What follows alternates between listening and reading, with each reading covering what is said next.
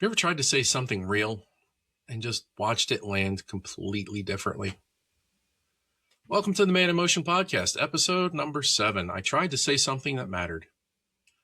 I'm Bob, and this is a show about what it means to be a man in today's world, navigating real life with strength, purpose, and clarity. We talk growth, responsibility, and the work of becoming without losing the core of who we are. This isn't about hype, hacks, or fixing yourself. It's about awareness, grounded thinking, choosing direction while you're already in motion. No excuses, ever forward. So we got an interesting episode here today, guys, because this one is as much for the ladies as it is for the guys. We're going to talk about communications and how we communicate with our feelings. And I want to try to demystify this a little bit for the ladies, because I recently had occasion to be in a conversation, and in the course of that conversation, I said something, and it shocked some people, shocked a woman that I was speaking to. And her exact words were that a man could articulate emotion that well. And it got me to thinking. Because, guys, we're not good at articulating our feelings. We're not. It's not how we're built. It's not what we're taught. It's something that ladies do, I think, almost instinctively is the word. Yeah, I think that's the word, instinctively. And we don't.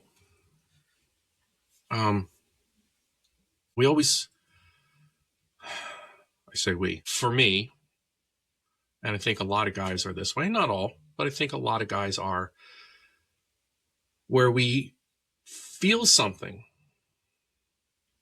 but we don't know how to say it.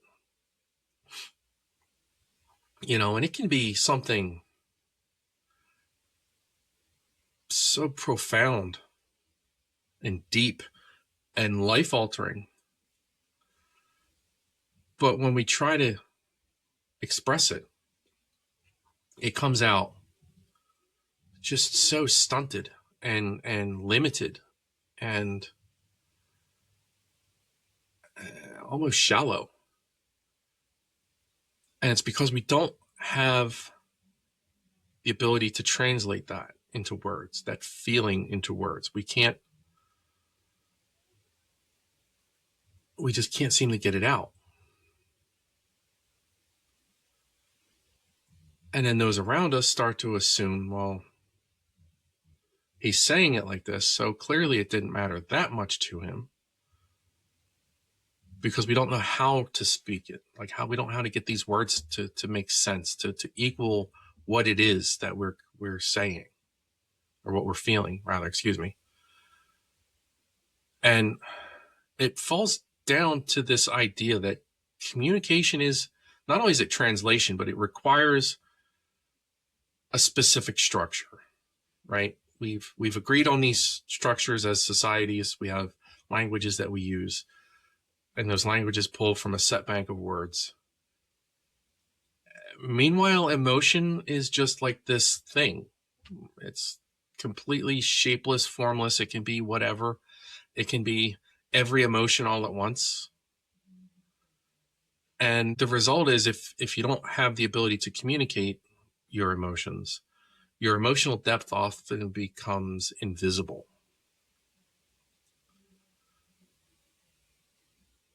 So there's this gap between what we say and what we feel. And then this idea that how we describe it and what we say and how we speak it can distort others' view of that feeling, of what we're trying to get them to understand. And it leaves us in this place where we felt something clearly, but we can't get you to understand it. Because that internal clarity of how you're feeling and what you're going through, it doesn't automatically produce the ability to speak it. And your brain is going to understand this. Like your brain's going to understand these feelings that you're having long before language can catch up. And then on top of that, there's the pressure to speak quickly in a conversation. And that's instantly going to shift men away from the feeling, the feeling part of the brain, and it's going to shift them over towards the logic part of the brain, because now they're trying to logic how to get you to understand this idea. And it leaves us in a place where we say something close, but it's not quite there. It's not 100% there. And it misses that emotional reality that we're feeling. Because like we said, emotions can be, you could have a dozen emotions at the same time, layered and nuanced in a certain way. And then you're rushing to articulate this, to get it out, to speak it so someone can understand it. And then they have to filter that through their understanding. And it leaves you in a place where you can miscommunicate a lot. So I want to throw out this idea. Ladies, you are far better at communicating emotion than we are. Like, it's not even close.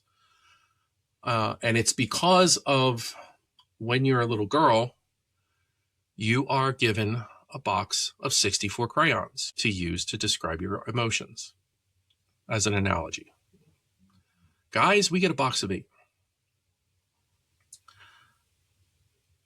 And ladies, you have people modeling these 64 colors for you in the form of talking with your mother or your friends or your sisters or family, mentors.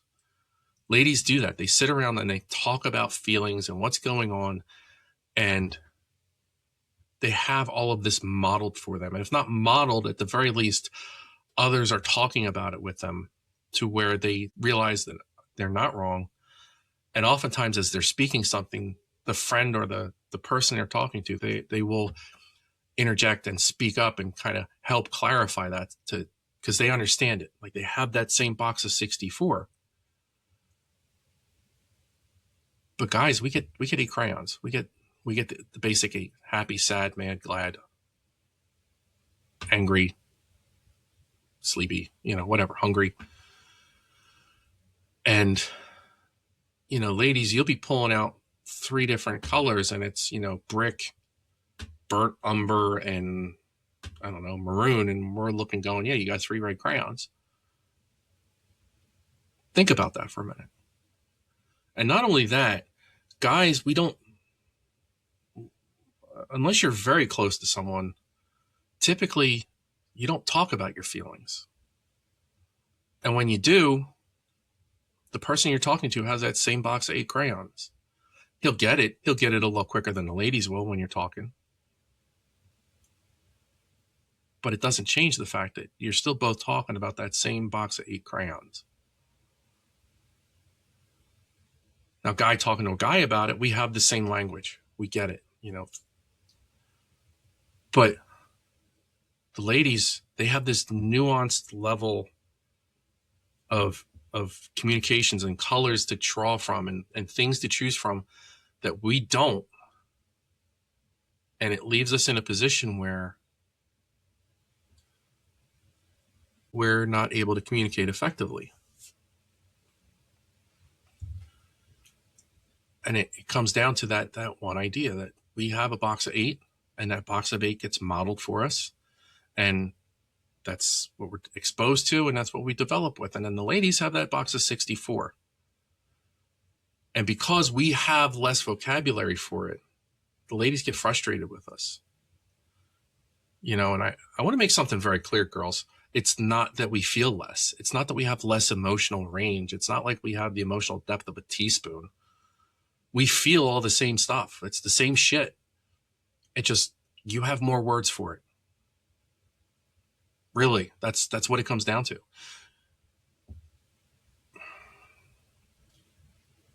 A couple of weeks ago, I was on, I don't know what it was Facegram or Book Talk or I don't know, whatever, one of the socials. And I was hopping through some short videos because had some time to kill. And this video stuck out to me and it really kind of struck me. And it was a gentleman sitting there, older gentleman, probably, I don't want to put an age to him in case this video finds its way to him. But I will say he was a gentleman who was established, probably similar age to myself. And he was sitting, I believe it was in his garage or just outside his garage or something like that, on a bucket or something similar. And he's got a spool wire, and it's just plain baling wire. You know, it's not like anything special, just the kind of wire you would use to tie something together with, right? And he's looking at it, and he's kind of got this forlorn look on his face. And his wife opens the door, and she's like, "Are you okay?" And he's looking at this wire spool, and he starts explaining that he bought this spool of wire when he was a young man. And it was huge. It was enormous. And he figured in his mind that he would always have this spool of wire because it was so big. There was no way he could ever use this much wire in his entire life. And he's had it for years and years and years now. And now he's an older gentleman. And he's looking at it, and it's probably 2/3 gone. And he's like, this wire is me. You know, this wire is me. And the vulnerability in this man as he's speaking, like I almost felt bad watching the video because you could see he didn't mean this for the world. But he was speaking to someone who he was safe sharing this with. And his wife, I'm presuming it was his wife, she starts laughing and she goes, "Oh, I thought you were just depressed because the Jets lost today." And the look of defeat on this man's face, he just stood up. His entire being just went, "Never mind." He didn't actually say it, but his just entire being just was like, "Never mind." And he left.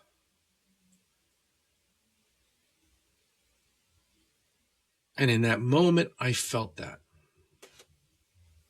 I did. I've been him. Maybe not talking about a spool of wire as an analogy for my life, but I've been that guy where I've been trying to explain something that was intrinsic to me, that was deep inside of me, that was important. And I had finally given myself permission to be vulnerable and share something. And have it just completely missed. And have it not be understood. Watching it get brushed off as trivial.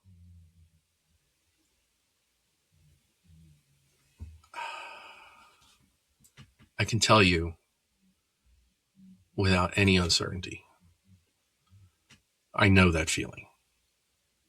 I think most of us do, guys. And in all fairness, ladies, I'm sure it happens to you too.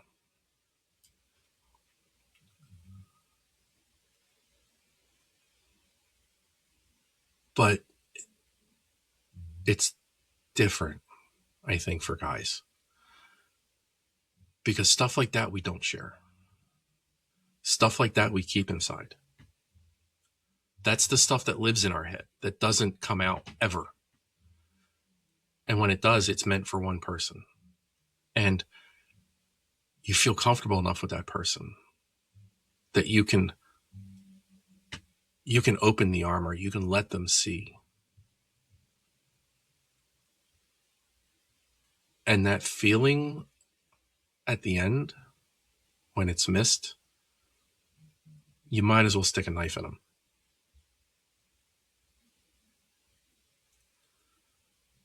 Because it hurts. And then now, the next time he has something to talk about, he's not going to. Because now he knows that the last time he did this, it failed. The last time he tried, his communication wasn't received in the manner he intended you to. That now he needs to word it perfectly. Or he's under pressure to articulate exactly right. And again, we've already talked about that pressure and what it does.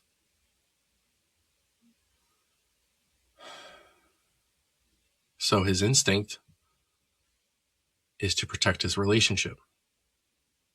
So now he's going to avoid difficult conversations.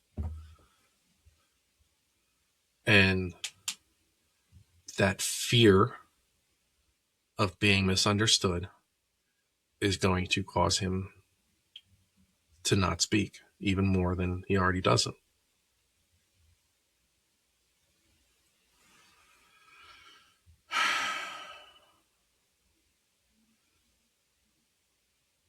That hesitation to express emotion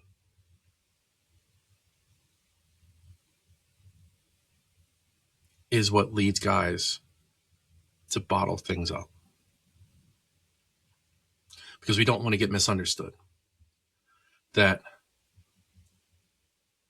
emotional exposure feels riskier in some cases than the consequences of just suppressing everything and not dealing with it.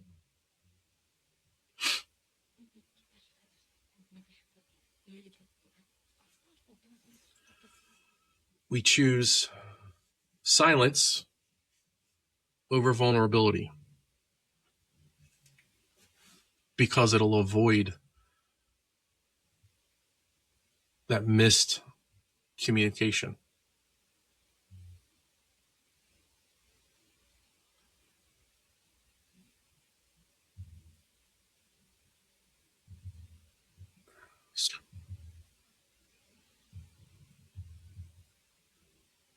Break. So then where do we find our way to express, guys?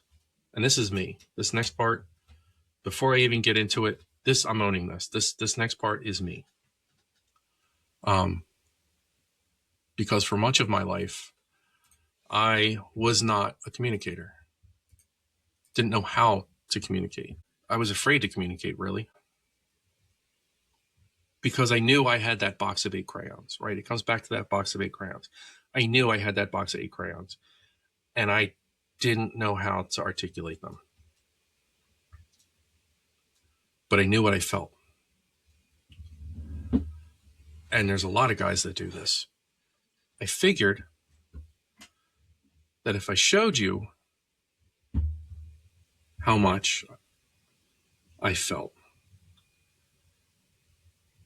through actions, through deeds, through sacrifice, through doing, that clearly you could see that. You know, ladies, we want you to know how we feel. We do. We don't want to shut everything down.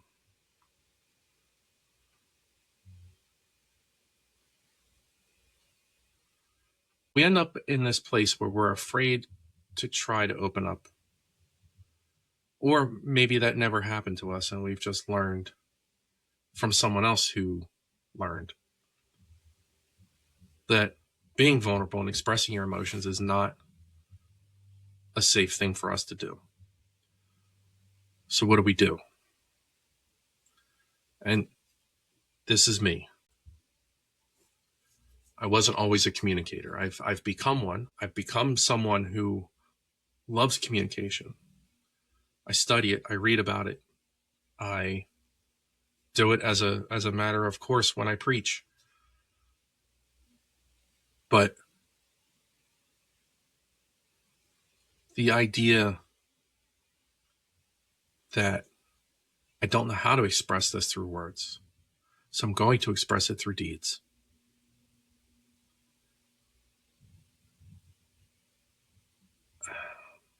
you get to this idea that, and I'm going to use my wife as an example here, because I do this with her constantly. I will not know how to tell her that I appreciate her. And I know that, ladies, I'm sure you're sitting there scratching your head going, what? It's true. I will be feeling something so profound and so deep, and I won't have the words for it. I won't be able to describe it to her. I won't be able to say it in a way that begins to even come close to telling her what she means to me, or how much I appreciate the fact that my laundry is always done, or that the bed is made, or that the sheets smell nice, or whatever, one of the million things that she's done for me, whatever it might be. And I won't know how to get her to understand that with words. And I think a lot of guys are like this. So instead, I'll work an extra shift, so there's a little extra money. Or I'll make dinner.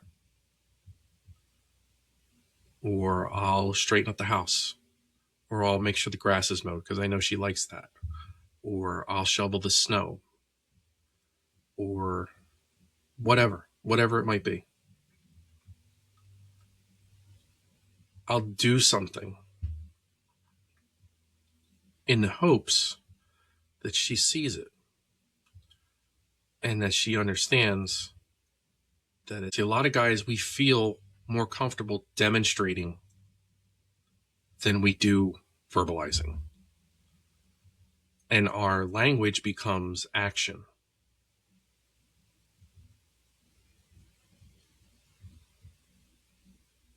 And it's not just for love. It can be for a lot of things. It can be appreciation. It can be for frustration. It can be for sadness. It can be for anything. You know, just this idea of expressing through effort and service and responsibility of doing and fixing and providing and showing up and even sitting there and listening to you unload.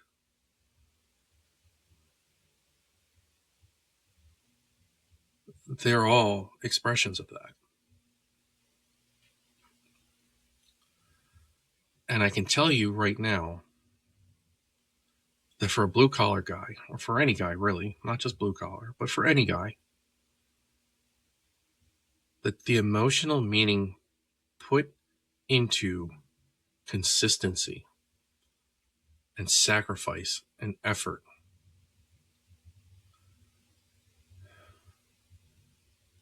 I hope you ladies understand that. I do. Because there's no truer expression of what a man thinks about you than his sacrifice.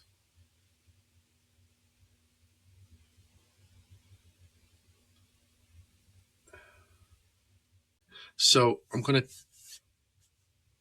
to tell you a little story here about myself. I grew up in a rural area, grew up on a farm actually, and in a house full of boys. The only girls I had exposure to were my mom, my grandmothers, one female cousin, and that's it. Yeah, that was it. For a long time until I went to school, and then, you know, going to school, girls were this weird, crazy thing. But that's another story. So I grew up in a house full of men, and not just men, but like my father was a Vietnam vet and a truck driver and a farm worker, and my grandfather was a farmer and a truck driver and a hardworking man that served in World War II, and not unkind men, But it was, get to work, kid. Let's get this done. And the biggest emotional connection you got was, hey, good job today. So that's what I had modeled for me. Ladies, if you want to understand your men, look at his family. Look at his father. Look at his brothers. Look at how they interact.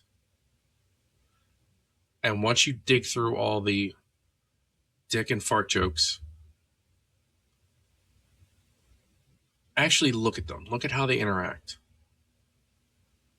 Look at what they do. Look at how they serve one another. That's going to tell you his love language. That's going to tell you how he's communicating with you. And if you ever feel like he doesn't think of you or you don't mean to him what he means to you, look at that relationship. Or look at him with his buddies. Doesn't even have to be his family. It could be his buddies. It could be his friends. But look at those relationships. That's going to tell you how he communicates. And I guarantee you, when you start looking at things through that filter, it's going to change things. Don't make the mistake of assuming he's describing what's going on in his head from a box of 8 crayons, and it doesn't match your box of 64 crayons, that he's not feeling. Because he does, and he is. So I'm going to cut this episode today a little bit short. I'm on the East Coast, and I've got about 3 feet of snow outside waiting for me to go shovel. So that's it for today. Take what's useful. Leave what's not. Choose and keep moving.